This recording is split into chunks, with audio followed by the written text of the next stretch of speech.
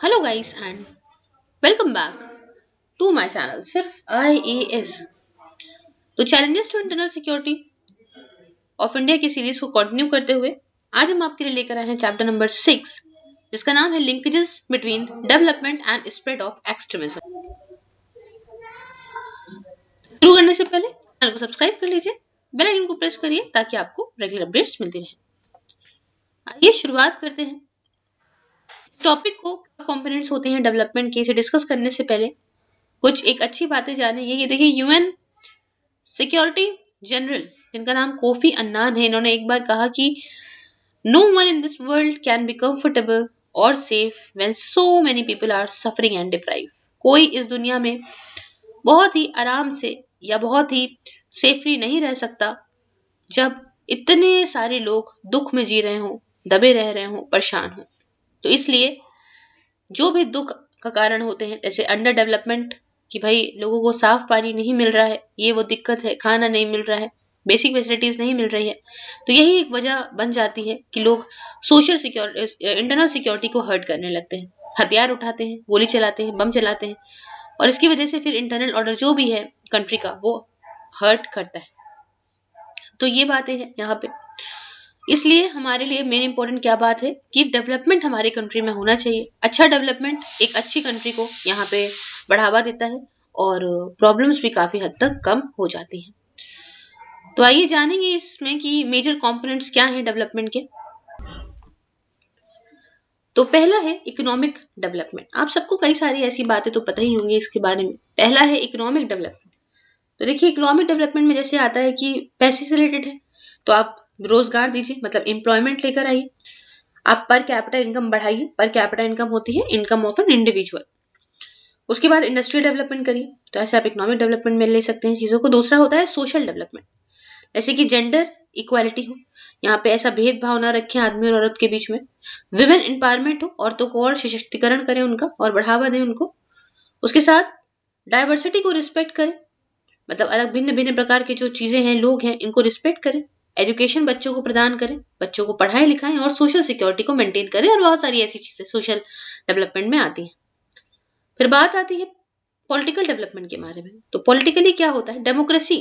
Democracy बहुत जरूरी है, to the people, by the people, for the people. तो डेमोक्रेसी को यहाँ पे अच्छा मजबूत बनाया जाए। पॉलिटिकल राइट, सिविक लिबर्टीज आते हैं पॉलिटिकल डेवलपमेंट के अंदर। फिर आता है ह्यूमन डेवलपमेंट, जिसमें कि एक इंसान को कैसे आप डेवलप कर सकते हो। हेल्थ हो गया, एजुकेशन हो गया, ह्यूमन राइट्स हो गया, life with dignity and self esteem. तो ये सब कुछ हो गया कि इंसान सर झुका के नहीं, सर उठा के चले। उसके बाद आता है इंफ्रास्ट्रक्चर डेवलपमेंट। इंफ्रास्ट्रक्चर डेवलपमेंट में जैसे ट्रांसपोर्ट आ गया, कम्युनिकेशन आ गया, हाईवेज हो गया, रेल नेटवर्क हो गया, अच्छे तरीके से टेलीफोन की कनेक्टिविटी हो, प्रॉपर साइबर ब्रॉडबैंड नेटवर्क हो, क्योंकि आजकल इंटरनेट की बहुत जरूरत है। उसके बाद आता है सस्टेनेबल डेवलपमेंट। सस्टेनेबल डेवलपमेंट जैसे कि इकोलॉजिकल सेफ्टी, हमें इन्वायरमेंट का प्रोटेक्शन करना है क्योंकि हमारे को प्रकृति ही देगी जो देगी, प्रकृति को हमें बहुत मेंटेन करना है। बायोडाइवर्सिटी प्रिजर्वेशन, आजकल इतना एक्सटेंशन हो रहा है, इतने बेचारे एक्सटेंट हुए जा रहे हैं, हमें बायोडाइवर्सिटी का बहुत लॉस झेलने को मिल रहा है, तो हमें इसे सेव करके रखना है। फिर आता है एडमिनिस्ट्रेटिव डेवलपमेंट। एडमिनिस्ट्रेटिव डेवलपमेंट में आती है एक अच्छी गुड गवर्नेंस, एक बढ़िया गवर्नेंस। पब्लिक सर्विसेज को एक टाइम बाउंड मैनर में देना, जैसे वादे जो करें तो वादे ऐसा नहीं 10 साल चलते रहें, उन्हें प्रोवाइड करना एक पर्टिकुलर टाइम के अंदर। लोगों का पार्टिसिपेशन हो गवर्नमेंट के साथ में, ऐसा ना हो सरकार अपनी चीजों को थोपे, लोग यहाँ पे पूरा पार्टिसिपेट करें। साथ ही साथ ट्रांसपेरेंसी हो, मतलब यहाँ पे पारदर्शिता होनी चाहिए, ऐसा ना हो चीजें छुपी हो पब्लिक से क्या कर रहे हो। अकाउंटेबिलिटी हो, जो गलत काम करे उसको अकाउंटेबल भी किया जाए अपने कामों के लिए। और साथ ही साथ प्रो पीपल गवर्नेंस हो, मतलब जो भी आप काम कर रहे हो, जो भी आप लॉ ला रहे हो, जो भी आप गवर्न जिस भी तरीके से कर रहे हो, वो लोगों के हित के लिए हो, लोगों के लिए हो।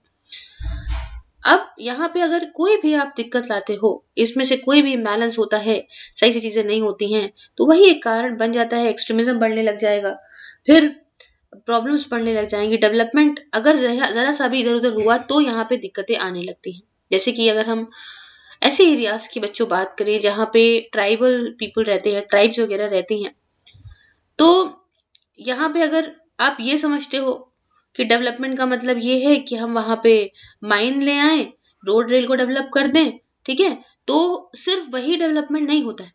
वहां पे आपको हॉस्पिटल बनाने होंगे, स्कूल बनाने होंगे, है ना।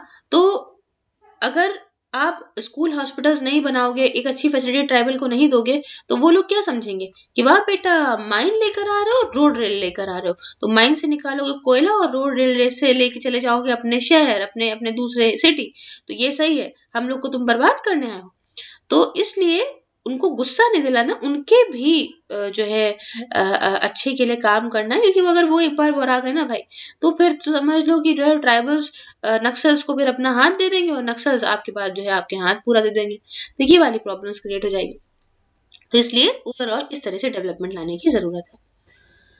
अब देखिए यहाँ पे बात करते हैं कि आखिरकार क्या वजहें होती हैं, क्या फैक्टर्स होते हैं जिनकी वजह से इतना एक्सट्रीमिज्म बढ़ जाता है। तो पिछले कई सारे जगह से हम इसको डिस्कस कर रहे हैं, कई सारे चैप्टर्स से, लेकिन तब भी यहाँ पे और अच्छे से डिस्कस करते हैं ताकि आपको एकदम ही याद हो जाए।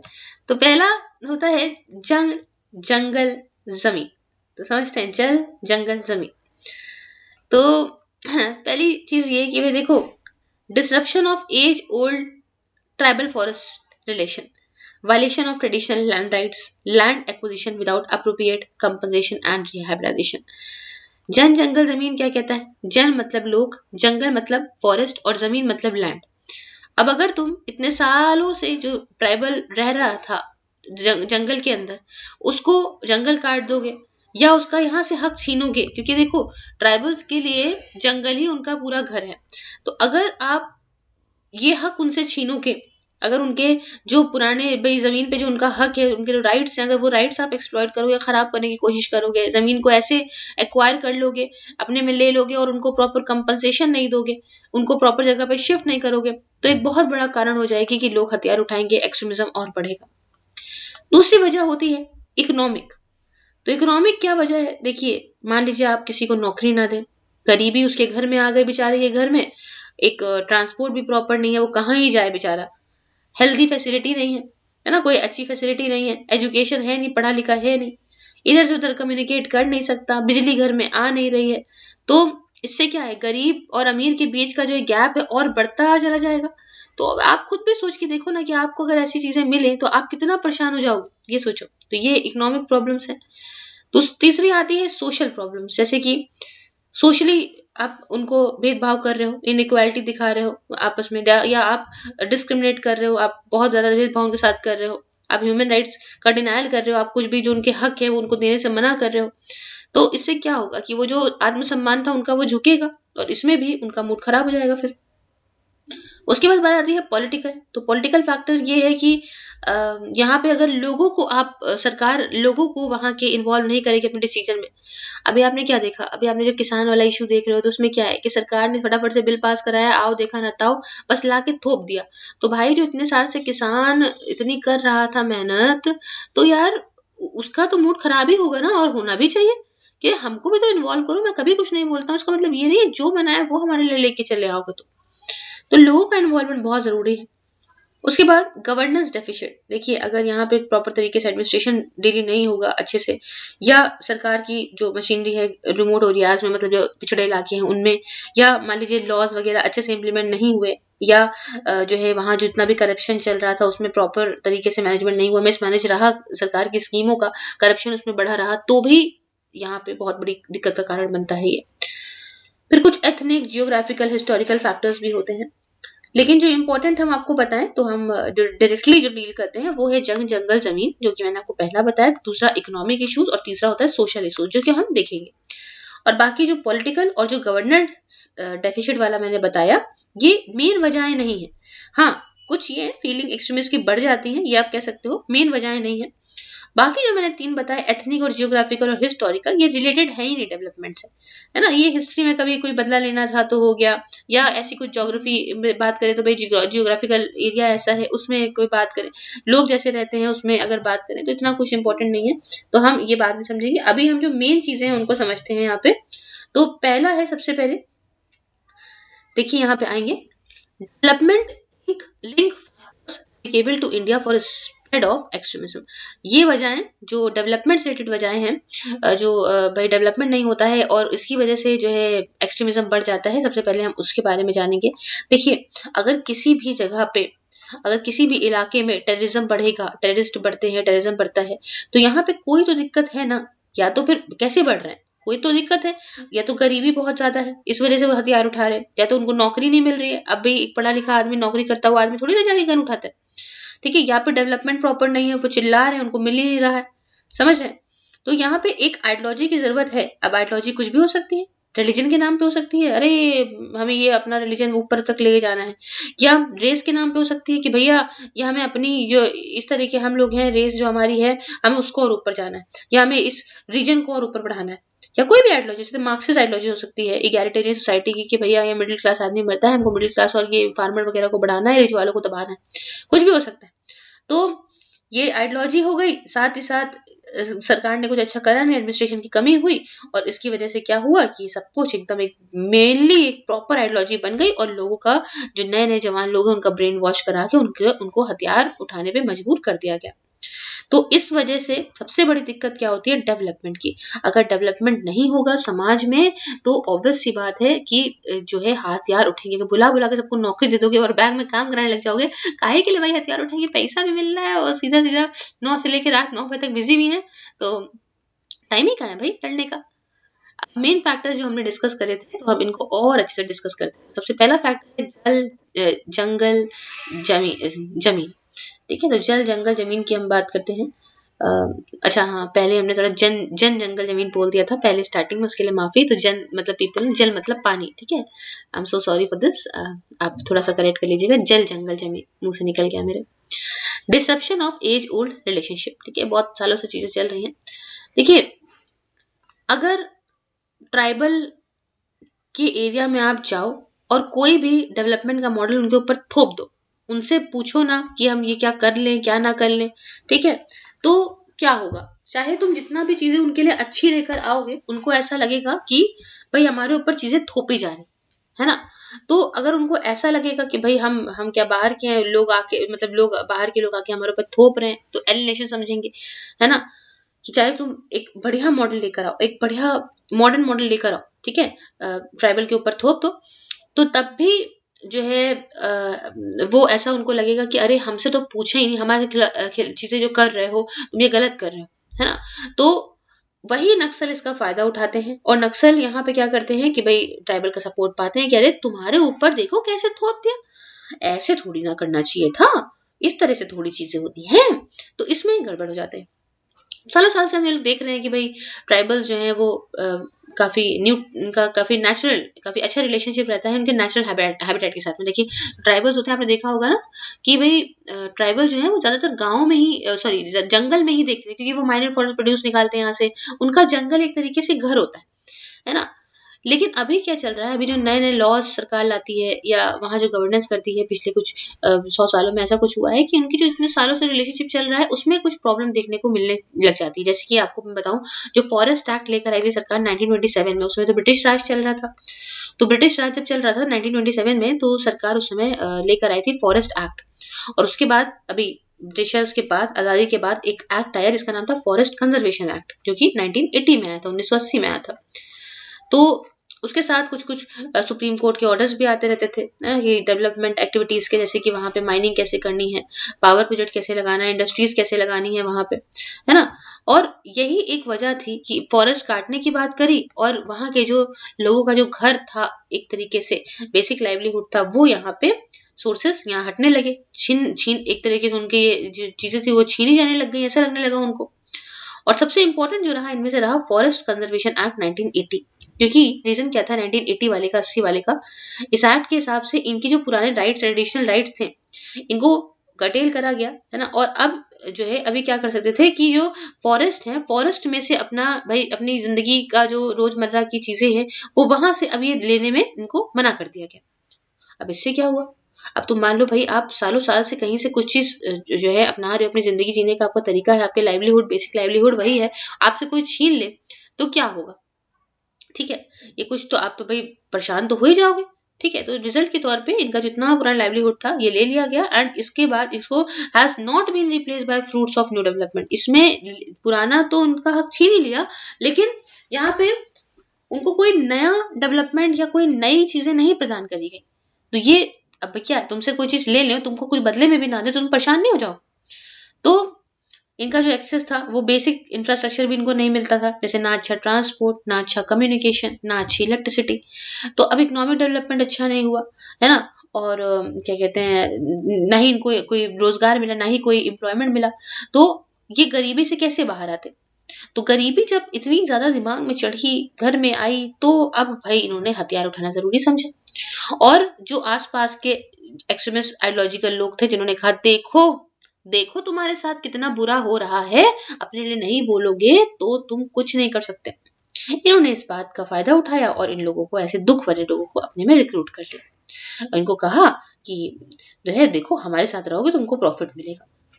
तो इसलिए ये सब दिक्कतें हुई। इनको एक अच्छा फेयर शेयर प्रॉफिट का, रॉयल्टी का, माइनिंग का, इंडस्ट्रीज का, है ना, दिया जाना चाहिए। ट्राइबल पॉपुलेशन जो है इसीलिए रिक्रूट हो जाती है लेफ्ट विंग एक्सट्रीमिज्म की तरफ, क्योंकि उनको अच्छा लगता है चीजें सही, चीजें इनकी तरह अगर हम जाएंगे तो हमें फायदा होगा। और इसके साथ साथ जो इतनी बेकार गवर्नेंस होती है वहां पे, उस इलाकों में सरकार कई बार गलतियां करती भी है बहुत लेवल की। ऐसा नहीं है सरकार की साइड ही है, सरकार इग्नोर करती भी है चीजों को वहां पे बहुत हद तक। एफर्ट्स भी बहुत लेती, ऐसा नहीं एफर्ट्स नहीं लेती, बहुत एफर्ट्स लेती है, बट लेकिन कहीं ना कुछ रह जाता है, जिसकी वजह से ये फैक्टर्स इतने ज्यादा बढ़ जाते हैं कि फॉलोवर्स जो है वो जो नक्सलिस्ट मूवमेंट के लिए खड़े हो जाते हैं, खिलाफ हो जाते हैं चीजों के। तो जल जंगल जमीन, इसलिए ये कहते हैं। उसके बाद बात करेंगे नेक्स्ट वजह, तो इकोनॉमिक इश्यूज होते हैं ना। ये इकोनॉमिक इश्यूज जो होते हैं इसके बारे में आपको बता दूं मैं। इकोनॉमिक का मतलब होता है पैसे से रिलेटेड। तो पैसे रिलेटेड क्या है, गरीबी है। गरीबी क्यों है, क्योंकि एम्प्लॉयमेंट नहीं है ना। एम्प्लॉयमेंट क्या क्यों नहीं हो पा रहा है प्रॉपर तरीके से, क्योंकि एजुकेशन ही नहीं, पढ़ाई नहीं है। तो ये सब क्या है, यही सब एक वजह हो जाती है बढ़ के। जब कुछ गरीबी बन जाएगी तो ये लोग हथियार उठाएंगे, है ना। उनको ऐसा लगता है, उम्मीद ही नहीं रह जाती है ना यार कि हम क्या करेंगे जी के। इकोनॉमिक कंडीशन इतनी खराब है कि कोई अपॉर्चुनिटी है नहीं, बहुत कम ऑप्शंस हैं आपके एम्प्लॉयमेंट के, तो करे क्या। और एम्प्लॉयमेंट जो नहीं है, ये बेरोजगारी की वजह से जो ये जवान लोग हैं, ये एक्सट्रीमिस्ट के पास जाते हैं, इसी जाल में फंसते हैं। समझ रहे हैं ना। तो जितना भी आप देखते हो ना टेररिज्म, आप देखते हो बड़ी बड़ी कंट्रीज, कुछ कंट्रीज जैसे कि आप बताओ अफगानिस्तान हो गई, यमन हो गई, सोमालिया, पाकिस्तान, इंडोनेशिया, ऐसा क्यों होता है यहाँ पे, क्योंकि यहाँ पे ये वन ऑफ द वर्स्ट और करप्ट कंट्रीज है पूरे वर्ल्ड की। और रीजन यही है क्योंकि यहाँ पे लोगों के मन में इतना गुस्सा है गरीबी की वजह से, एम्प्लॉयमेंट है नहीं, है ना। तो इनको ऐसा लगता है कि हमारे साथ जो है वो भेदभाव हो रहा है, हमारे साथ जो है वो हमें न्याय नहीं मिल रहा है। और यही जवान जो लड़के लड़कियां होते हैं उनके दिमाग पे हावी होता है और ये हथियार उठाने पे मजबूर हो जाते हैं। समझ रहे हैं। तो अब अमीर अमीर कंट्रीज देखिए, उनमें आपको ये सब बहुत नहीं देखने को मिलेगा। अनएम्प्लॉयमेंट की वजह से ही जो अमीर और गरीब के बीच का जो ये गैप है वो और बढ़ता चला जाता है। और यही वजह हो जाती है टेररिस्ट ऑर्गेनाइजेशन के लिए कि ऐसे लोगों को ये अपने पास जगह देती हैं कि देखो भैया, यहाँ पे तुम्हारे लिए कोई एजुकेशन नहीं है, अनएम्प्लॉयमेंट है, तुम्हारा हो क्या रहा है। और यही इसका फायदा उठा के इनको अपने में रिक्रूट करके और फिर इन्हीं से ही जो है वो जो भी अटैक होता है वो करवाती है। उसके बाद नेक्स्ट क्या है देखते हैं, सोशल इश्यूज एक रीजन है। तो सोशल इश्यूज समझिए यहाँ पे क्या है। अगर आप भाई सोसाइटी के जो लोग रह रहे हैं उनको भाई एक्सक्लूड करोगे चीजों से, है ना, और कुछ कुछ सेगमेंट्स को अलग दोगे, कुछ को जो है अलग दोगे, तो इससे क्या होगा कि भाई वो लोग खुद भी यहाँ पे फ्रस्ट्रेट हो जाएंगे। और इकोनॉमिक इंप्रूवमेंट है नहीं, सोशल मोबिलिटी एक बहुत बड़ा दूसरा कारण बन जाती है। समझ रहे। नॉर्थ ईस्ट में क्या होता है, इंडिया के नॉर्थ ईस्ट में बहुत सारे जो वहां पे ट्राइबल्स रहते हैं। नॉर्थ ईस्ट देखिए कटा हुआ है इंडिया से बिल्कुल, बहुत सारे वजह हमने नॉर्थ ईस्ट वाले चैप्टर में पढ़ी थी। तो नॉर्थ ईस्ट में क्या होता है कि जो वहाँ के ट्राइबल्स होते हैं वो ये जो एक्सट्रीमिज्म है इसको सपोर्ट करते हैं, क्योंकि इनको लगता है कि देखो इनकी कल्चरल आइडेंटिटी को अटैक करा जा रहा है, इनके कल्चर को यहाँ पे अटैक करा जा रहा है ना। क्योंकि बाहर की काफी सारे कंट्री के लोग जो है हमारे कंट्री में घुसे आ रहे हैं और अब अपना कल्चर लिए चले आ रहे हैं, हम लोग को दिक्कत हो जाएगी। तो इस वजह से ये लोग साथ देते हैं एक्सट्रीमिस्ट का। समझ रहे हैं। सोशल इश्यूज ये हैं। पॉलिटिकल इश्यूज समझिए क्या है। देखिए पॉलिटिकल फैक्टर्स भी एक बहुत बड़ा वजह है, इनडायरेक्टली सही लेकिन बहुत बड़ा वजह है। क्यों, ऐसी जगह जहाँ पे ह्यूमन राइट्स या फिर डेमोक्रेटिक जो वैल्यूज हैं, है ना, लोगों के जो मतलब जो एक ह्यूमन राइट डेमोक्रेटिक वैल्यूज की कमी यहाँ पे देखने को मिलती है ना। तो यहाँ पे सबसे ज्यादा होता है कि भाई ये लोग बवाल मचाना शुरू करते हैं, एक्सट्रीमिज्म यहाँ बहुत बढ़ जाता है। समझ रहे हैं। क्यों? क्योंकि यहाँ पे सिविल लिबर्टीज नहीं है ना, लोग अपनी तरीके से आज़ादी से काम नहीं कर पा रहे हैं, पॉलिटिकल राइट्स अच्छे नहीं है, तो एक्सट्रीमिज्म बढ़ेगा ही बढ़ेगा।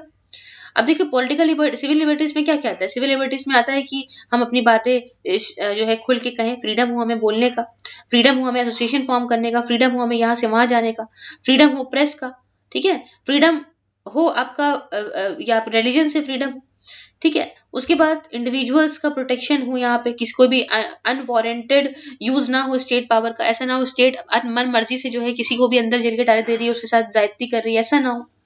माइनॉरिटीज जो रह रहे हैं उनका प्रोटेक्शन होना चाहिए, फंडामेंटल राइट्स उनको पूरे मिलने चाहिए मेजॉरिटी रूल्स के ऊपर। फिर पॉलिटिकल राइट्स अगर मैं बताऊं, मैं क्या, मैंने सिविल लिबर्टीज बता दी ना क्या होती है। पॉलिटिकल राइट्स क्या होते हैं? पॉलिटिकल राइट्स होते हैं जैसे कि रूल्स हो गया, मैकेनिज्म हो गया, मतलब ऐसे इलेक्शंस हो जो फ्री और फेयर हो, ठीक है, ऐसा कोई करप्शन ना हो उस इलेक्शन के अंदर। उससे क्या होगा कि ऐसी जो कम्युनिटी जो दिक्कत में है उसका कैंडिडेट कोई खड़ा होता है, अगर जीतेगा तो वो सरकार में जाके चीजों को और अच्छी कर सकता है, समझ रहे हैं?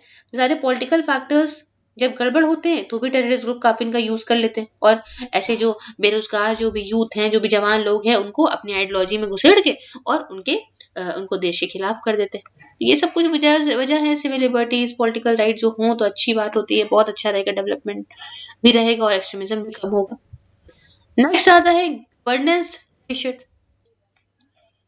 ये भी आप नाम से ही समझ गए होंगे क्या कहना चाहता है, कि भाई ऐसे एरिया जो अच्छी तरीके से, जहाँ पे गवर्नमेंट अच्छी तरीके से गवर्न नहीं कर रही है ऐसे एरिया को, तो यहाँ पे क्या करते हैं कि जो एक्सट्रीमिस्ट होते हैं इनके लिए तो बड़ी अच्छी जगह हो गई, सेफ हेवन हो गया, यहाँ से कोई निकाल ही नहीं सकता, और एरिया अच्छे से गवर्न नहीं है तो वहां के लोग इग्नोर हुए जा रहे हैं सरकार के द्वारा, लोगों को लग रहा है कि हमें सरकार इग्नोर कर रही है, तो ये लोग इन एक्सट्रीमिस्ट के साथ मिल भी जाते हैं, समझ रहे हैं?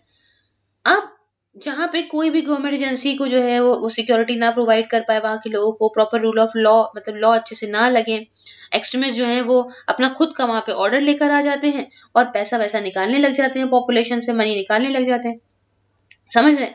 तो regarding the link between extremism and governance, ये हमें लिंक जो है एक्सट्रीमिज्म और गवर्नेंस के बीच में, इसके बजाय यहाँ पे हमें एक स्टेबल डेमोक्रेसी लेके जानी चाहिए। डेमोक्रेसी स्टेबल होगी, to the people, for the people, by the people, तो इससे क्या होगा कि चीजें बहुत अच्छी होगी, लोग अपनी बातें पॉलिटिकली फीडबैक अपना दे सकें कि भैया सरकार यहाँ ये नहीं कर पा रही, कि वर्किंग नहीं हो रही है, इसमें कुछ तरीका निकालिए ठीक करने का, तो चीजों को सॉल्व करा सकता है। बट हमारे भारत में ऐसा क्या है, सालों साल से सरकार इतनी ज्यादा इस मामले में एक्टिव है ही नहीं, इसे ये इग्नोर कर देती है वहां के ट्राइबल्स का दुख वगैरह, नॉर्थ ईस्ट के दंदर करिया रीजन के, यही तो कारण है, और वो एकदम गुस्सा आ जाते हैं, समझ रहे हैं? सोसाइटी जो है वो प्रिंसिपल्स को रिस्पेक्ट फिर नहीं करती, गुड गवर्नेंस के प्रिंसिपल को, और ये क्योंकि ये क्यों नहीं करती, क्योंकि पारदर्शी है ही नहीं, ट्रांसपेरेंट है ही नहीं, जो चीज आप थोप दो किसी के ऊपर तो वो क्यों कहेगी, अकाउंटेबल है ही नहीं, समझ रहे हैं? तो काफी दिक्कत होती है कि भाई ये सस्टेनेबल डेवलपमेंट लेके नहीं आएंगे तो हम इनका साथ क्यों दें। हाँ, अच्छा गवर्नेंस नहीं होता है, डेवलपमेंट भी बहुत दिक्कत का वो बन जाता है, तो इसी वजह से ये कन्फ्लिक्ट बढ़ता है, टेररिज्म बढ़ता है, और अच्छी गवर्नेंस काफी जरूरी होती है अगर एक सस्टेनेबल डेवलपमेंट की जरूरत है, इसलिए क्योंकि भाई इससे क्या होता है कि भाई अगर आप सही से मैनेज नहीं करोगे चीजों को तो वो बढ़ती जाएंगी, और अगर टेररिज्म को भी मैनेज नहीं करोगे तो वो भी बहुत ज्यादा लेवल पे बढ़ जाएगा, फिर आप इस चीज को नहीं मेंटेन कर पाओगे। देखिए बहुत सही चीजें समझाती हूँ मैं आपको टाई जंक्शन थ्योरी के बारे में।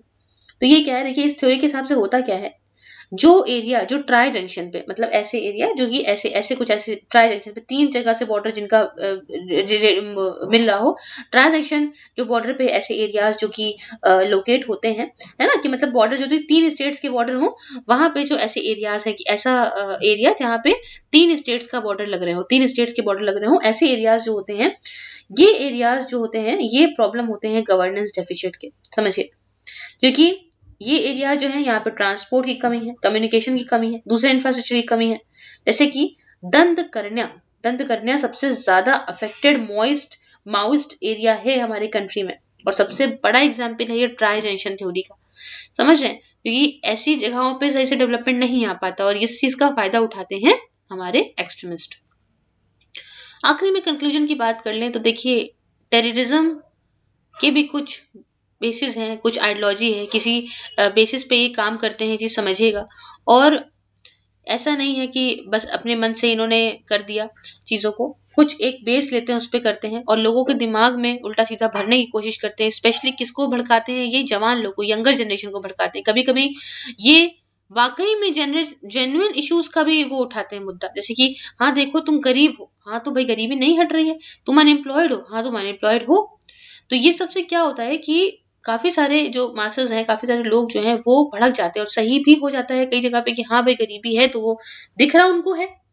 तो हमें क्या है भाई, देखो प्रोपोगंडा जो ये फैला रहे हैं बिना समझे चीजों को, तो अगर हमें, और इससे क्या करते क्या है, ये नहीं कहेंगे सरकार से डिमांड करो, ये कहेंगे कि भाई वायलेंस कर दो, है ना, और अपनी खुद की सरकार रहेगी तो कुछ होगा ही नहीं, दिक्कत है। कभी कभी गलत सारी चीजें भी भड़काने लग जाते हैं, है ना, कि भाई ऐसा कर दिया वैसा कर दिया, तो वो भी कभी कभी गलत भी होता है। कभी कभी जो तुम्हारी प्रॉब्लम है उसी प्रॉब्लम को खींचते हैं।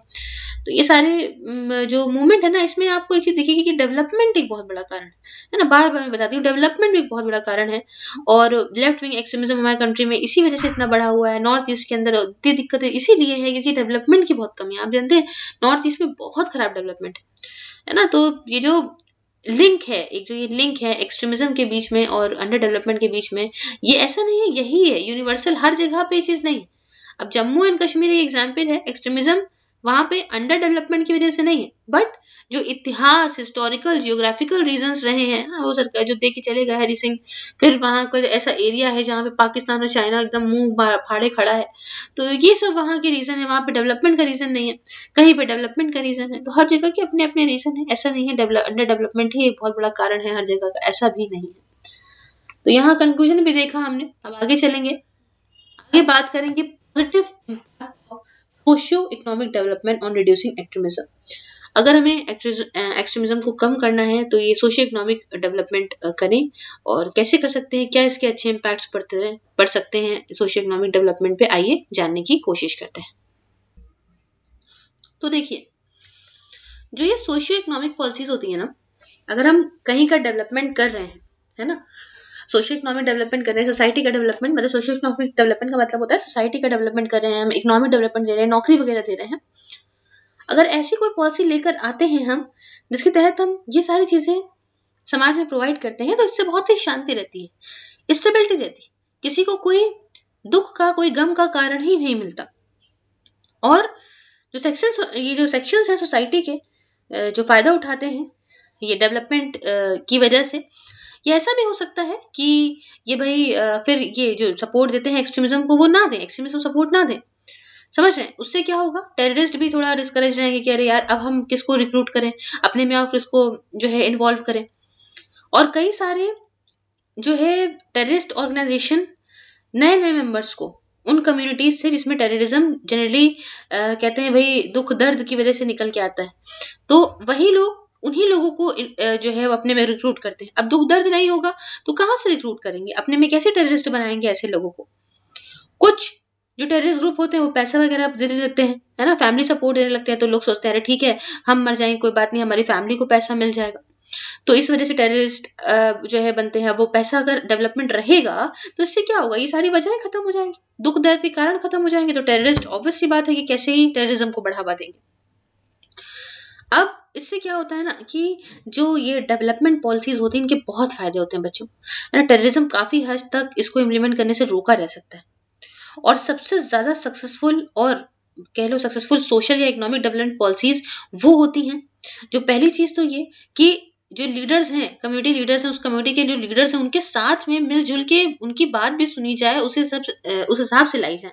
अब जरूरी तो नहीं होता ना कि जो आप सोचते हो कि सामने वाले के लिए डेवलपमेंट है वो सामने वाला भी सोचे कि मेरे लिए डेवलपमेंट है, इट इज नॉट कंपल्सरी। तो इसलिए दोनों एक टेबल पे बैठो और आखिरकार देखो कि हम ये सोचते हैं, आप ये हमको बताओ, और उस तरीके से चीजों को लेकर आओ, तो वो पॉलिसी बहुत अच्छी बनेगी। या ऐसी पॉलिसी जो कि लोगों की जरूरत पे बेस्ड हो, समझ रहे हो, असेसमेंट पे बेस्ड हो कि जो भाई कोई जो भी कम्युनिटी है उसमें जो भी स्पेसिफिक रिक्वायरमेंट्स हैं, उस कम्युनिटी की जो जरूरतें हैं उन जरूरतों को पूरा करने की बात हो। या फिर ऐसा हो कि भाई ऐसा मैकेनिज्म प्रॉपर तरीके से देखें, प्रॉपर मैनेजमेंट हो, है ना, ऐसा करके अगर हम कोई पॉलिसी बनाते हैं तो पॉलिसी हमेशा सक्सेसफुल ही रहती है। और ये जो डेवलपमेंट होते हैं ना बच्चों, चाहे वो सोशल डेवलपमेंट हो चाहे वो इकोनॉमिक डेवलपमेंट हो, इनके लिए जो पॉलिसीज की जरूरत होती है वो स्टिक रहनी चाहिए। मतलब ऐसा ना हो कि हम आज पॉलिसी ही लेकर आए पेपर में और हमने उस पर काम नहीं करा, हमें उस पर काम लगातार करते रहना पड़ेगा, तभी एक बहुत लंबे वक्त के बाद ये टेररिस्ट को डिस्करेज करेगा कि हाँ यार अब तो यार हम लोगों के पास कोई वजह ही नहीं है, तो चलो छोड़ो ये सब, क्या पता वो भी छोड़ दे, समझ रहे हैं ना। तब यहाँ पे दिक्कतें कम होगी, तभी तो टेररिस्ट को सपोर्ट मिलना कम होगा। अब ऐसा नहीं है एक बार आपने रोड बना दी उसका छोड़ो बे, रोड बन गई खत्म करो, अब ये रोड तोड़ दी गई फिर से वही नाटक शुरू हो जाएगा ना। तो मॉनिटर करते रहना होगा, बहुत मुश्किल है पर करना होगा। हमने बहुत सारे ऐसे एग्जांपल्स देखे हैं स्टेट जैसे कि त्रिपुरा, मिजोरम, ये दूसरे पार्ट आपके नॉर्थ ईस्ट के है ना, जहाँ पे टेररिज्म की आइडियोलॉजी जो है वो रोकने को मिली है डेवलपमेंट के बाद, डेवलपमेंट एरिया सा किया गया है, टेररिज्म को भी यहाँ पे रोकने को देखा है हमने। तो ये कुछ वजहें हैं जो अच्छा इम्पैक्ट पड़ता है डेवलपमेंट का, सोशियो इकोनॉमिक डेवलपमेंट का, टेररिज्म को कम करने में। दूसरा है constitutional and legal safeguards for tribal population. देखिए जो संविधान में जो हक दिए हुए हैं, जो लीगली जो प्रोटेक्ट किया है, जो सेफगार्ड्स दिए गए हैं ट्राइबल पॉपुलेशन के लिए, वो हमें मेंटेन करने हैं।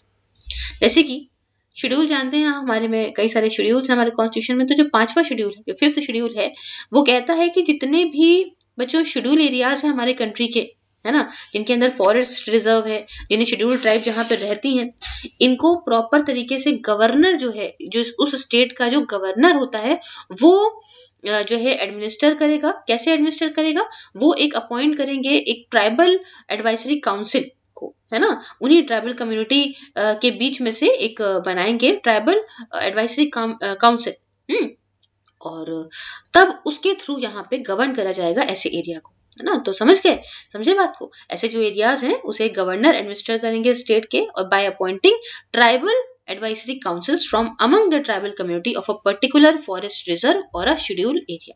उस पर्टिकुलर शेड्यूल एरिया के जो कम्युनिटी है, ट्राइबल कम्युनिटी है, उससे वहां पे निकाल के ट्राइबल एडवाइजरी काउंसिल बनाएंगे, उसके थ्रू गवर्नर जो है वो यहाँ पे गवर्न करेंगे। बट हमारे भारत में ऐसा नहीं होता। ये इसकी भाई इसमें क्या हो जाता है, बीच में सारे जो फॉरेस्ट है ना, ये माइनिंग के रिलीज पे दे देते हैं, है ना, तो इसलिए ट्राइबल कम्युनिटी इधर से उधर कर दी जाती, तो ये बहुत दिक्कतें आती है। तो 5th शेड्यूल वाला ये समझे आप। उसके बाद 9th शेड्यूल की बात आती है। तो कॉन्स्टिट्यूशन का जो 9th शेड्यूल है उसमें क्या है कि पूरी तरीके से डील करता है कि जो कल्टिवेबल लैंड है ना, विच over thousands of year had come under the ownership of upper caste should be acquired by government and redistributed among the India's landless peasantry। समझो, ऐसी लैंड जहाँ पे एग्रीकल्चर हो सकता है, एक प्रॉपर कल्टिवेबल लैंड है, जो सालों से यहाँ पे क्या कहते हैं, हजारों सालों से आपकी उनकी लीडरशिप के अंदर आती है, जो अपर कास्ट के लोग होते हैं, है ना, ऊंचे जो जात के जो लोग होते हैं, अपर कास्ट के लोग होते हैं, उनकी ओनरशिप के अंदर जो ये हजारों इतनी ज्यादा जमीन इतने सालों से आ रही है, इसे सरकार अपने अंदर ले ले, अक्वायर कर ले इस जमीन को, और उसके बाद इस जमीन के फिर टुकड़े करके इसको फिर से रीडिस्ट्रीब्यूट करे, फिर से ये बांटे उन लोगों के बीच में जिनके पास जमीन नहीं है। समझ रहे हैं? तो अमीरों से लेके गरीबों को देने की ये प्रक्रिया दी गई है 9th शेड्यूल के अंदर। ठीक है, अब देखिए लैंड रेवेन्यू जो होता है वो आप जानते हो, लैंड रेवेन्यू एक स्टेट का सब्जेक्ट होता है, मतलब ये स्टेट के अंदर आता है, सेंट्रल के अंदर नहीं आता है। तो यहाँ पे स्टेट को इसके लिए लॉ लाना पड़ेगा, और इसी तरीके से ये अच्छे से इम्प्लीमेंट हो इस लॉ को कि जो ऐसे फार्मर्स हैं जिनके पास जमीन नहीं है, जिसे हम लोग कहते हैं लैंडलेस फार्मर्स, उनके बीच में जमीन को डिस्ट्रीब्यूट करा जाए, लैंडलॉर्ड से देके ऐसा कुछ करा जाए कि उनके पास भी जमीन आए। और यहाँ पे सिर्फ 3 स्टेट्स हैं, एक का नाम है जम्मू एंड कश्मीर, दूसरी है हमारी वेस्ट बंगाल, और तीसरी है हमारी केरला, जिन्होंने ये लैंड सीलिंग लॉस को लेकर आई थी, इम्प्लीमेंट करा था ये लैंड सीलिंग लॉस को, जो कि लाए गए थे by all the states by 1955। अब देखिए वेस्ट बंगाल में जो जोतीदार हैं, जोतीदार ये as the landlords are called there, landlord को वहां पे वेस्ट बंगाल के अंदर कहा जाता है जोतीदार। क्या बोलते हैं? जोतीदार। इन्होंने काफी कोशिश करी, वहां वेस्ट बंगाल में काफी कोशिश करी कि हम लैंड रिकॉर्ड मैनिपुलेट कर दें, जो बेचारे ये जो लैंडलेस फार्मर जिनके पास जमीन नहीं है, इनको हम यहाँ से किसी तरीके से भगाने की कोशिश कर दें, है ना। सरकार को भी काफी मैनिपुलेट करने की कोशिश करी, और इसकी वजह से क्या हो गया था, वहां पे काफी नक्सलबारी बढ़ गई थी, है ना, और नक्सलिस्ट चीजें बढ़ गई थी, और इसकी वजह से क्या होता, कम्युनिस्ट पार्टी ऑफ इंडिया जो है इसको बढ़ा रही थी, है ना। ये हमने सब बताया है आपको चैप्टर नंबर 2 वगैरह में, 3 वगैरह में, मुझे याद नहीं है इसको। बहुत अच्छे से प्लीज चैप्टर नंबर 1 देख कर आइए, तो आपको सब communist party of India, Marxist Leninist क्या है, ये सब समझ में आएगा। तो इसकी वजह से ये सब काफी ज्यादा बढ़ गया था, बवाल होना शुरू हो गया था।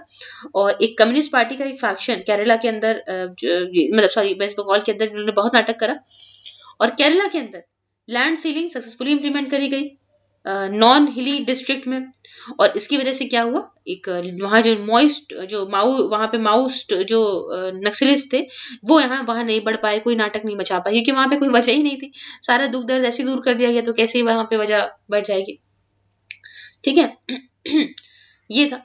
उसके बाद कॉन्स्टिट्यूशनल इसी के अंदर बात करें तो तीसरी बात ये कि पॉलिटिकली एक पीसा एक्ट जानते हैं ना, तो पीसा का फुल फॉर्म क्या होता है, panchayat extension to schedule areas act. PESA act 1996 का बहुत इंपॉर्टेंट है, panchayat extension to schedule areas. ये जो है एक रेडिकल गवर्नेंस पावर दे देता है ट्राइबल कम्युनिटी को, है ना, कि मतलब ट्राइबल कम्युनिटी के क्या हक है नेचुरल रिसोर्सेज के ऊपर, वो सब प्रॉपर ये बताता है, समझे। तो ट्राइबल कम्युनिटी को यहाँ पे इज्जत दी गई ना ही सिर्फ ये कहता है कि भाई कस्टमरी लॉ होने चाहिए, social loss, proper religious practices आप करिए, आप प्रॉपर तरीके से जो भी आप करते आ रहे हो, आप अपने ट्रेडिशनल मैनेजमेंट जो भी आप कर रहे हो अपने प्रैक्टिसेस का वो करो, कम्युनिटी रिसोर्सेज का आप अपने तरीके से जैसा भी कर रहे हो सालों साल से ट्रेडिशनली वैसे आप करो। बट साथ ही साथ ये एक्ट जो है वो स्टेट गवर्नमेंट्स को भी कहता है, स्टेट गवर्नमेंट को कहता है कि ऐसा कोई भी लॉ ना बनाओ जो है ट्राइबल्स के हित में ना हो, जो हमने बातें बताई हैं इसके खिलाफ ऐसा कोई लॉ जाए, ऐसा ना हो, समझ रहे हो ना। कम्युनिटी के साथ मिलके चलोगे तो एक अच्छा होगा।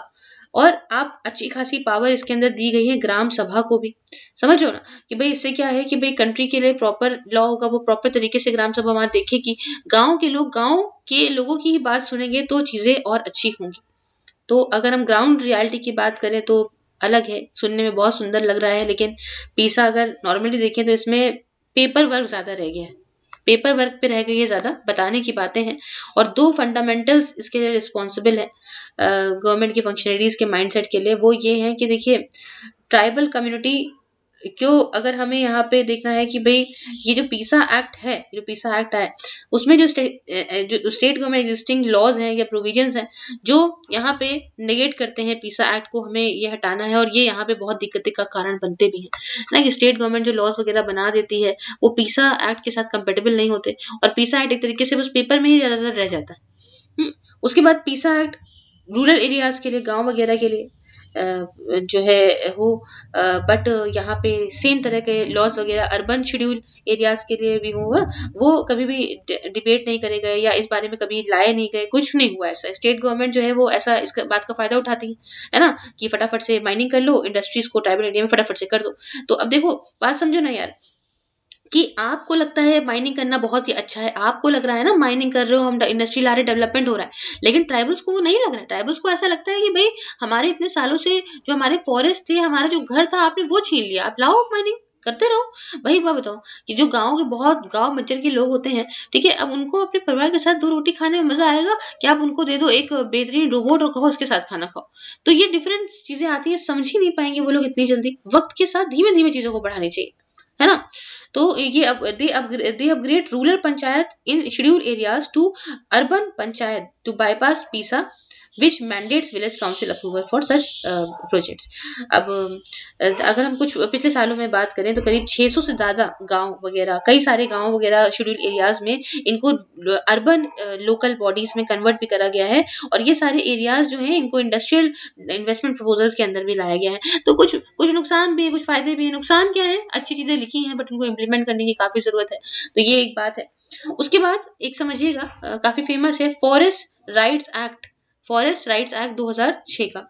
तो इसमें क्या है, इसमें देखिए फॉरेस्ट के राइट जो होते हैं ना, जो भी आपके ऑक्यूपेशन वगैरह हैं, जो आपके जो भी काम धाम करते हैं शेड्यूल ट्राइब्स वगैरह या दूसरे कुछ ट्रेडिशनल जो फॉरेस्ट ड्वेलर्स हैं, जो फॉरेस्ट से वो चीजें निकालते हैं बेचते हैं, है ना, तो उनके हक जो हैं ये, but those rights could not be recorded. इनके जो इतने हक हैं, ये सारे राइट्स जो है ना वो रिकॉर्ड नहीं होते हैं इनके, ठीक है। तो ये एक्ट काफी इंपॉर्टेंट रहा था इसके चलते, क्योंकि इसमें क्या था, इस एक्ट ये कह रहा था कि ये काफी अच्छा रहता कि जो भी लोग हैं, जो भी ट्राइबल्स हैं, जो भी लोग वहां रहते हैं, है ना, तो वो डिपेंडेंट होते हैं, काफी ज्यादा फॉरेस्ट के ऊपर डिपेंडेंट होते हैं, है ना। ये देखा है माइनर फॉरेस्ट प्रोड्यूस के लिए मार्केट्स वगैरह भी सरकार इधर लेकर आई है ट्राइफेड के अंदर। तो ये जो सीन होता है ना, ये इसमें क्या है कि लोग काफी ज्यादा डिपेंडेंट होते हैं फॉरेस्ट के ऊपर। उनका जीने का रोजमर्रा का वही ही एक जो है क्या कह सकते हैं, एक सोर्स है ना। तो इनको ध्यान में रख के चलने की बात थी। इस एक्ट के पहले क्या था, ये एक्ट फोर्स में आया उसके पहले यहाँ पे करीब 40 लाख ट्राइबल के जो लोग थे उनके पास कोई लीगल स्टेटस नहीं था, अपनी जमीनों का कोई लीगल स्टेटस नहीं था। 40 लाख, सोच रहे हैं कितने ज्यादा। और जो फुल बेनिफिट्स थे, अच्छी तरीके से पूरी तरीके से जो बेनिफिट दिए गए थे फॉरेस्ट राइट्स एक्ट के अंदर, ये ट्राइबल्स इसका फायदा भी नहीं उठा पाए, समझ, और आज तक नहीं उठा पाए। ये इसलिए क्योंकि फॉरेस्ट डिपार्टमेंट जो ये फॉरेस्ट राइट एक्ट को देखता है, और ये ट्राइबल्स जो हैं वो अक्सर कंप्लेन करते हैं फॉरेस्ट डिपार्टमेंट से कि कुछ एंटी ट्राइबल इनका माइंडसेट है ना। इनका ट्राइबल्स का ये कहना है कि ये भाई एक्ट हमारे लिए है, लेकिन यहाँ पे जो फॉरेस्ट डिपार्टमेंट है इसका एंटी ट्राइबल माइंडसेट है, ये हमारा साथ उस लेवल का नहीं देता जिस लेवल का उस एक्ट में लिखा है हमें मिलना चाहिए। तो कुछ जो उनके दुख दर्द है वो ये है कि एक्ट अच्छे से इम्प्लीमेंट नहीं हो रहा है ना। जो हम क्लेम करते हैं उसमें रिजेक्शन हो जाता है, बहुत ही कम इसकी प्रोग्रेस है, कम्युनिटी के राइट्स हमको मिलते नहीं है, समझ रहे हो, राइट्स, हैबिटेट राइट्स मिलते नहीं है। किसके हैबिटेट राइट्स, समझिए, ये क्वेश्चन आया था यूपीएससी में, पर्टिकुलरली वल्नरेबल ट्राइबल ग्रुप्स के, PVTGs के राइट्स मिलते नहीं है। उसके बाद ग्राम सभा जो मीटिंग्स होती हैं पंचायत लेवल पे, वो भी चीजें गड़बड़ है। और क्या कहते हैं इसका जो है ये इन्फॉर्म नहीं करे जाते, रिजेक्ट जो क्या क्लेम जो रिजेक्ट करे जा रहे हैं या जो भी हमारी प्रॉब्लम्स है उसके बारे में हमको बताते नहीं है क्यों रिजेक्ट हुआ जा रहा है, अवेयरनेस प्रॉपर नहीं है। तो ये सारी प्रॉब्लम्स भी हैं इस एक्ट के तहत। उसके बाद आता है next, prevention of atrocities on SC/ST act 1989 का। काफी फेमस एक्ट है ये, prevention of atrocities on SC/ST act 1989, ठीक है। ये लाया गया था 30 जनवरी 1990 से आया था, फोर्स में आया था, इफेक्ट में आया था। और इसका मेन क्या नाम है, जैसा कि कहता है प्रिवेंशन ऑफ एट्रोसिटीज, तो इसका मेन नाम क्या है कि हमें जो भी इनके ऊपर जो भी जाति होती है ना, ये शेड्यूल कास्ट के मेंबर्स के साथ, शेड्यूल ट्राइब के मेंबर्स के साथ, उन सारी चीजों को हमें यहाँ पे प्रिवेंट करना है, रोक के रखना है, ताकि अब ये जो दिक्कतें हो रही हैं उनके साथ में, इसके लिए एक स्पेशल कोर्ट्स बनाए जाए, स्पेशल कोर्ट्स बनाए जाए यहाँ पे ट्राइबल्स की बात सुनी जाए और वहाँ ट्रायल हो प्रॉपर ऐसे ऑफेंसेस का, अगर ऐसा कुछ होता है। और जो ट्राइबल्स हैं, जो विक्टिम्स हैं, जो भी लोग हैं SC/ST जो हैं, इनको जो है प्रॉपर रिलीफ प्रोवाइड करा जाए, इनको फायदा मिले, है ना। और अगर दिक्कतें हैं कोई तो इनको यहाँ से हटा के दूसरी जगह पे रिहेबिलिटेट करा जाए, तो ऐसा कुछ है। तो ये वाली बातें हैं यहाँ पे। उसके बाद नेक्स्ट जो आता है वो आता है new land acquisition act, the right to fair compensation and transparency in land acquisition, rehabilitation and settlement act 2013। तो ये क्या है, काफी लंबा है, एक बार और बोल देती हूँ मैं आपको, ठीक है, बाकी तो किताब आपके पास होगी। New land acquisition act, the right to fair compensation, नाम क्या है, सिर्फ नाम समझिए, न्यू लैंड एक्विजिशन एक्ट है, ठीक है। अब उसके अंदर क्या है, the right to fair compensation, fair compensation दिया जाए, लैंड एक्विजिशन में ट्रांसपेरेंसी हो, किसी की जमीन ले रहे हो तो उसमें प्रॉपर तुम्हें पारदर्शिता से लो, ऐसा ना हो कुछ चीजें छुपी हो। रिहैबिलिटेशन, किसी की जमीन ले रहे हो, वहां पे जो लोग रह रहे हैं उनको कहीं एक प्रॉपर अच्छी जगह पे फिर से उनको जो है सेटल करना, समझ गए। तो ये 2013 में आया था। इसमें क्या था, लैंड एक्विजिशन जो भी था, ऐसे प्रॉपर रूल्स थे कि कितना आपको पैसा देना है ना। उस किसी की जमीन लोगे तो कंपनसेशन नहीं दोगे, कंपनसेशन कैसे दोगे, लोगों को रिहैबिलिटेशन कैसे करोगे, रीसेटल करोगे प्रॉपर तरीके से उन सारे लोगों को जिनको आपने जमीन ली है तो उनको कुछ नुकसान हो रहा है। अब क्या था, इस एक्ट में कुछ ऐसी भी प्रोविजन थी कि हम प्रॉपर पैसा देंगे, अगर किसी की जमीन ले रहे हैं, एक्वायर करें तो पैसा देंगे, और ये पैसा जो जो जमीन दे रहे हैं इसमें ट्रांसपेरेंसी प्रॉपर होगी, छुपा के कुछ चीजें छुपा के काम करने से कुछ नहीं होगा, ठीक है। लैंड वगैरह ले रहे हैं जो, उसमें हम फैक्ट्रीज बनाएंगे, बिल्डिंग्स बनाएंगे, कोई इंफ्रास्ट्रक्चर प्रोजेक्ट आ रहा है ना, तो इसमें कोई भी प्रोजेक्ट आप लेकर आ रहे हो, कोई भी फैक्ट्री कुछ भी लेकर आ रहे हो, उसके लेकर जमीन ले रहे हो, तो वहां पे जो लोग रह रहे हैं उन लोगों को आप प्रॉपर एक अच्छी जगह पे रिहैबिलाइज करो, है ना, फिर से उनको रीसेटल करो उस जगह पे। इस एक्ट के अंदर था कि लैंड एक्विजिशन, देखिए इंडिया का अगर इंडस्ट्रियलाइजेशन बढ़ाना है तो जमीन तो लेनी पड़ जाएगी, और पब्लिक प्राइवेट पार्टनरशिप के थ्रू ये काम होगा, ठीक है। और जो नया जो लैंड एक्विजिशन एक्ट था ये लोगों के लिए था कि लॉस अच्छे से लगे, लोगों का फायदा हो। लेकिन वही बात है, स्टेट गवर्नमेंट के बिना साथ दिए कुछ नहीं हो सकता, और कई सारी राज्य सरकारों ने क्या करा कि इस प्रोविजन को, कुछ प्रोविजंस को इसकी डाइल्यूट कर दिया, ताकि क्या हो कि प्राइवेट इन्वेस्टर और आ सके, फॉरेन कंपनी और आ सके। तो ऐसा करने के चक्कर में भी बहुत सारी प्रॉब्लम्स होती हैं कि ट्राइबल के जो फार्मर्स हैं, उनके जो हक हैं, ये भी बहुत किनारे कर दिए जाते हैं और सिर्फ अपने फायदे के लिए, ईज ऑफ डूइंग बिजनेस को बढ़ाने के लिए इनको बहुत दिक्कतें का सामना करना पड़ता है, क्योंकि बेचारे ना बहुत ज्यादा कमजोर पड़ जाते हैं। अब किसी की तुम हक छीन रहे हो तुम अपने उसके लिए, किसको कमजोर पाके, तो भाई एक टाइम तक एक भाई दुख का घड़ा घड़ा जो होता है ना, जब भर जाता है तो फिर इंसान पगलाता तो है ही। तो खैर ये तो सब दिक्कतें थी। अब बात आती है क्या करा जाना चाहिए। ये जो दिक्कतें हैं, आग लगा देते हैं सबको, है ना, ये जो माइंड सेट चेंज करते हैं, इसमें क्या करा जाना चाहिए। अगर हमें ये खत्म करना है तो हमें ये गरीबी खत्म करनी पड़ेगी, समझ लो। अनएम्प्लॉयमेंट, बेरोजगारी खत्म करनी पड़ेगी, यही गुस्से का कारण है। समझ रहे हो, जो जवान लोग हैं बौरा जाते हैं, औरतें आदमी सब गुस्सा है, उनको बहुत ही उम्मीद कम हो जाती है कि इसे कैसे बाहर आएंगे, परिवार कैसे पालेंगे। हर एक इंसान चाहता है अपनी जिंदगी का एक अच्छा खूबसूरत हिस्सा जीना, अपने घर वालों के लिए कुछ करना। अब डेवलपमेंट ही नहीं है तो कैसे होगा। तो अगर हमें करना है, वही बातें बार बार रिपीट है, गरीबी हटाओ, सबको इंक्लूड करके चलो, सोशल जस्टिस जो है ना, और प्रॉपर तरीके से इकोनॉमिक और ग्लोबल मेन स्ट्रीम में सबको लेकर आओ, है ना, डेवलपमेंट और बढ़ाओ, लॉन्ग टर्म प्रोसेस करो। अब कुछ चीजें करने की जरूरत है, जैसे कि आपको बताते हैं हम। तो पहला है कि भाई आप एक सेकेंड जरा पेन ले लें। हाँ, तो पहला है तो आप क्या कर सकते हो, जो भाई लोकल कॉन्टेक्स्ट हैं, कस्टम्स हैं ना, उनको जो भी उनकी ज़रूरतें हैं, जो अफेक्ट जो कॉन्फ्लिक्ट आ रही है, मतलब जो भी जो है भेदभाव का कारण बन रही है, जो भी ऐसा कारण बन रही है जिससे कॉन्फ्लिक्ट पैदा हो रहा है, उसे आप देखो, समझो और इस चीज को दूर करने की कोशिश करो। अब कुछ चीजों पे ना, इंस्टेड ऑफ इंडस्ट्री, माइनिंग, ये सब थोड़ा सा किनारे रख के पहले देखो डेवलपमेंट कैसे ला सकते हो, वहां पे गवर्न कैसे अच्छे करोगे, सर्विसेज कैसे प्रॉपर प्रोवाइड कर सकते हो, ह्यूमन राइट्स का हनन ना हो, पॉलिटिकली जो दुख में है वो चीज सॉल्व हो। तो सबसे पहले इन सब चीजों पे ध्यान दो वहां पे। उसके बाद प्रोटेक्टिव लेजिस्लेशन लेकर आओ, ऐसे लॉज लेकर आओ जिससे वहां के लोगों को प्रोटेक्शन मिले। ऐसा ना हो उनका कि वो आए और उनके सारे हकों को छीन लिया जाए। प्रॉपर ऐसे डायलॉग्स हो कंक्लूजन पे, जैसे बातें हैं, फिर इंफ्रास्ट्रक्चर इंप्रूव हो, अच्छा इन्वेस्टमेंट हो इंफ्रास्ट्रक्चर में, ट्राइबल राइट्स प्रोटेक्ट हो, एम्प्लॉयमेंट अपॉर्चुनिटी जैसे कि टैक्स हॉलीडेज वगैरह दिया जाए ताकि इन्वेस्टमेंट उस एरिया में आए। आप सोशल सिक्योरिटी दीजिए, आप लाइवलीहुड सिक्योरिटी दीजिए, जिंदगी जीने के लिए आसपास सोशल सिक्योरिटी दीजिए, खाना के लिए फूड सिक्योरिटी, पढ़ाई हो, एजुकेशन दिया जाए, लैंड रिफॉर्म्स लेकर आइए, है ना, बहुत ही कॉमन कॉमन पॉइंट्स है इसके अंदर। कंस्ट्रक्टिव डायलॉग करिए एक्सट्रीमिस्ट के साथ में कि भैया दिक्कत क्या है तुमको, यार आओ बैठो यहाँ बताओ दिक्कत क्या, हम सॉल्व करते हैं। सबके हित की बात करो, prosperity to all, anti corruption effort लो, ऐसा हो इसमें यहाँ पे भैया करप्शन और भ्रष्टाचार तो सबसे खराब चीज है। और सोशल डिस्क्रिमिनेशन हटाना, कल्चरल जो ह्यूमैनिटेरियन है उसे हटाना, वायलेंस जो कि स्टेट फंक्शनरीज करती हैं या ह्यूमन राइट्स अब्यूज होते हैं, ये सब हटाना, सोशली लोगों को दबाना छोड़िए। और मिनिमम वेजेस हुए, भाई देखो लेबर लॉज अगर लेकर आना है तो एक मिनिमम वेज तो होनी चाहिए ना, कि भाई इतना पैसा तो तुमको मिलेगा ही मिलेगा दिन का, ताकि एक्सप्लॉइट ना करे जा सके लेबर। यहाँ पे हमने चैप्टर 6 भी कंप्लीट कर लिया। If you like the video share with others, subscribe your channel Sirf IAS. If you want to watch this videos on Facebook, you can like the page Sirf IAS and watch these videos there also. Other link like Twitter, Instagram, Telegram all are in description box. You can join my membership and enjoy the perks also. And your review is very important, so please use the comment box and please comment below. Thank you so much for discussion. Have a wonderful day ahead. Take care.